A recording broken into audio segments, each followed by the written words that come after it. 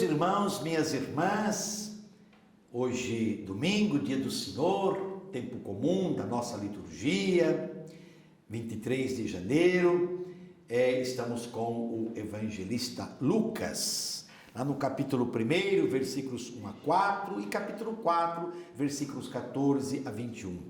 Vamos mais uma vez abrir nossos corações, silenciar, acolher a palavra que hoje nos é oferecida com esta oportunidade dos meios de comunicação.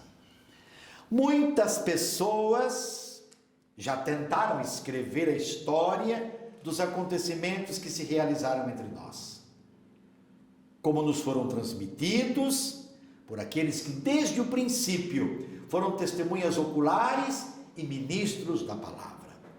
Assim sendo, após fazer um estudo cuidadoso de tudo o que aconteceu desde o princípio, também eu decidi escrever de modo ordenado para ti, excelentíssimo Teófilo. Deste modo poderás verificar a solidez dos ensinamentos que recebeste. Naquele tempo, Jesus voltou para a Galiléia, com a força do Espírito Santo, e sua fama espalhou-se por toda a redondeza. Ele ensinava nas suas sinagogas e todos o elogiavam. E ele veio à cidade de Nazaré, onde se tinha criado. Conforme seu costume, entrou na sinagoga no sábado. Levantou-se para fazer a leitura. Deram-lhe o livro do profeta Isaías. Abrindo o livro, Jesus encontrou a passagem onde está escrito: o Espírito do Senhor está sobre mim. Ele me consagrou com a unção para anunciar a boa nova aos pobres. Enviou-me para proclamar a libertação aos cativos e aos cegos a recuperação da vista, para libertar os oprimidos, proclamar um ano de graça do Senhor. Depois fechou o livro, entregou ao ajudante e sentou-se. Todos os que estavam na sinagoga tinham os olhos fixos nele. Então começou a dizer-lhes: hoje se cumpriu esta passagem da Escritura que acabastes de ouvir. Palavra da salvação, glória a vós, Senhor.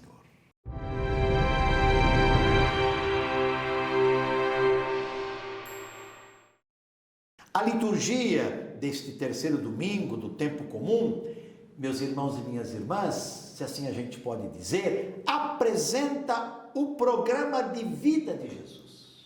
Jesus fez um programa. Sua atividade junto aos pobres e excluídos do seu tempo. E a partir deles, o anúncio do reino de Deus para todos.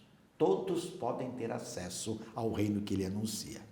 A Eucaristia que celebramos é sempre a memória da prática libertadora de Jesus, levada às últimas consequências com a sua morte e ressurreição, e que se realiza hoje na caminhada da comunidade. É o lugar para o qual convergem, se fundem o programa de Jesus e o projeto da igreja, o projeto da comunidade cristã.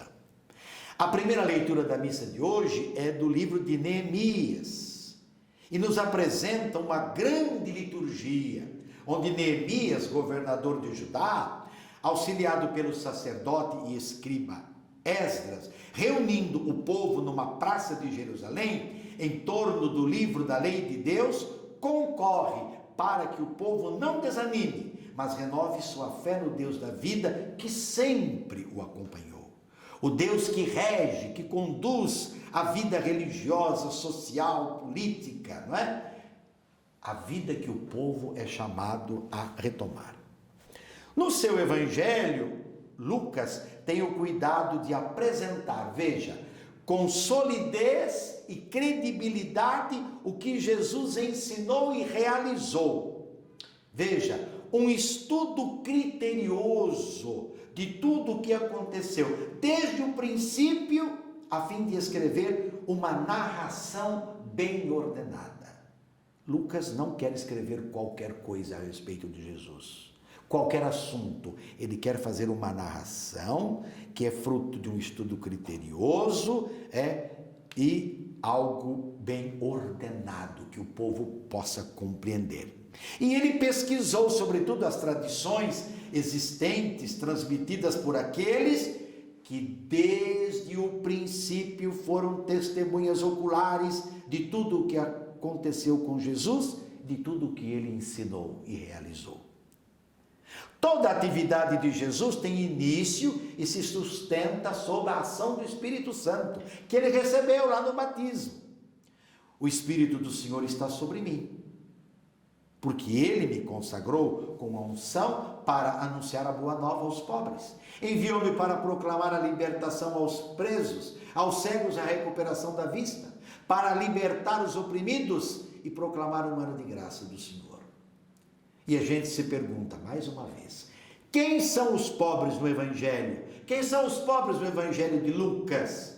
São, é claro, aqueles que estão à margem da sociedade, da religião, vítimas dos poderosos, sem forças ou condições para resistir-lhes, desprotegidos, expostos à violência dos grandes. Diante de Jesus, eles não passam despercebidos. Jesus não fica indiferente diante deles. Jesus se apresenta como defensor deles. Em todo o seu evangelho, Lucas apresenta um Jesus solidário e a favor dos empobrecidos e marginalizados. E os ricos? O que Jesus exige deles? Que desenvolvam um programa de vida que se pareça com o dele, que se pareça com o de Jesus, questionando sempre a sua riqueza e que ela não seja angariada à base da exploração dos pequenos e pobres. E sobretudo tem um presente que o importante é viver do essencial. E ser pobre é viver do essencial, porque o supérfluo sempre gera injustiça e exclusão.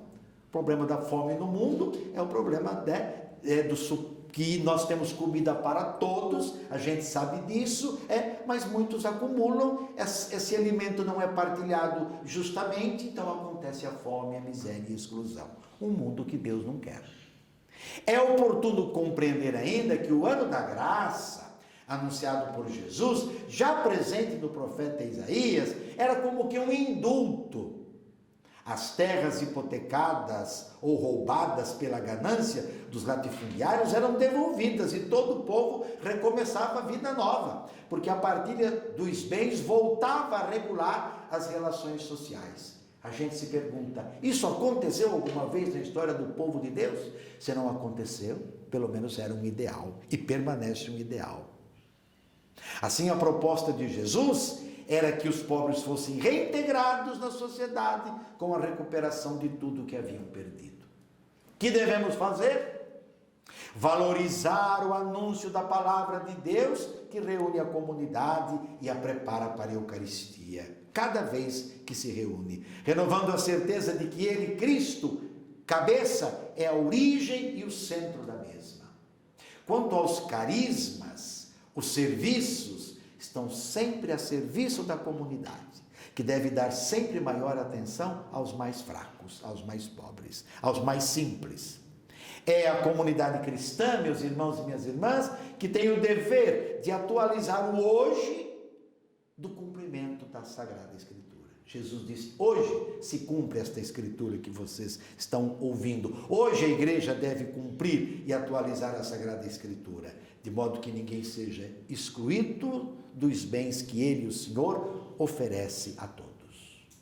E sobre todos desça a bênção de Deus Todo-Poderoso, Pai, Filho e Espírito Santo, permaneça para sempre. Amém.